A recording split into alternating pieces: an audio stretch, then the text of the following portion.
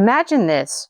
You order your favorite Chinese takeout, General Tso's chicken, fried rice, maybe some lo mein, and it arrives in that iconic white paper box with the wire handle. You've seen it 1,000 times. It unfolds perfectly onto a plate. It keeps your food warm. It's leak-proof. But here's the twist that might blow your mind. That box wasn't invented for Chinese food at all. In fact, it was never meant for chow mein or egg foo young. Its real origin story goes back to something completely different. Oysters. Yes, those slimy, briny shellfish that were once the fast food of the 19th century America. Today, we're diving deep into the fascinating, unexpected history of the Chinese takeout box. Stick around because this story has layers like the folds on that very container. Let's rewind to the late 1800s. New York City was booming, and so was its appetite for oysters. Oysters were everywhere, cheap, plentiful, and harvested right from the waters of New York Harbor. They were the great equalizer, as rich and poor alike devoured them by the dozens. The average New Yorker ate around 2 oyster meals per week and consumed hundreds of oysters per year, with some estimating putting it as high as 1,600 per person annually in the peak years. New York alone was producing hundreds of millions of oysters yearly. Oyster bars, street vendors, and fancy restaurants all served them raw, fried, stewed, or roasted.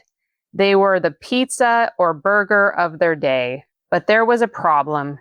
If you wanted to take oysters home, especially shucked ones without the shell, the options weren't great. Wooden pails were common but porous, hard to clean, and not ideal for repeat use.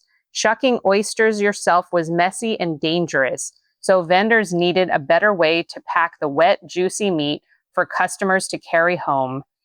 Enter the oyster pail. Early versions were simple containers, but inventors were looking for improvements. This is where our story's hero comes in.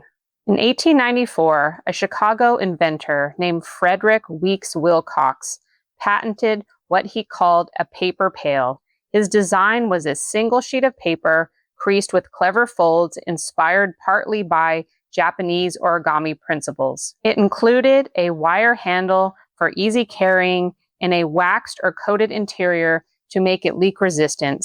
Wilcox wasn't the absolute first, as there were earlier oyster pails patented around 1890, but his version was a game changer.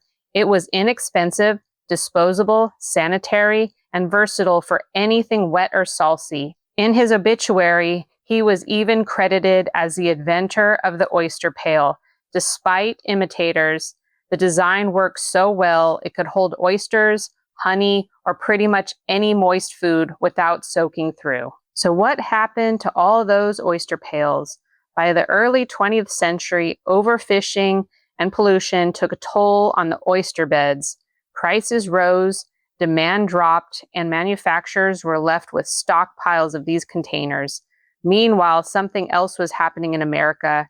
Chinese immigrants had been arriving since the gold rush and building communities. After World War II, suburbanization exploded, and so did its demand for convenient, affordable restaurant food. A Chinese-American restaurant stepped up, offering tasty, shareable dishes that traveled well. The oyster pail, now often just called paper pail or takeout container, was the perfect match. It was already in production, self-insulating to keep food warm, and great for rice, saucy stir fries, and most dishes. Chinese takeout boomed, and the box became its symbol. What started as an oyster carrier became forever linked to lo mein and kung pao chicken. Fun fact, this container is quintessentially American. You won't find the same style much in China itself, as it's a product of the U.S. history and ingenuity meeting immigrant entrepreneurship. Today, the Chinese takeout box is a cultural icon. It's been featured in museums like the Smithsonian's exhibit on Chinese food in America. People love it for its practicality. Those origami-style folds let it open flat into a makeshift plate.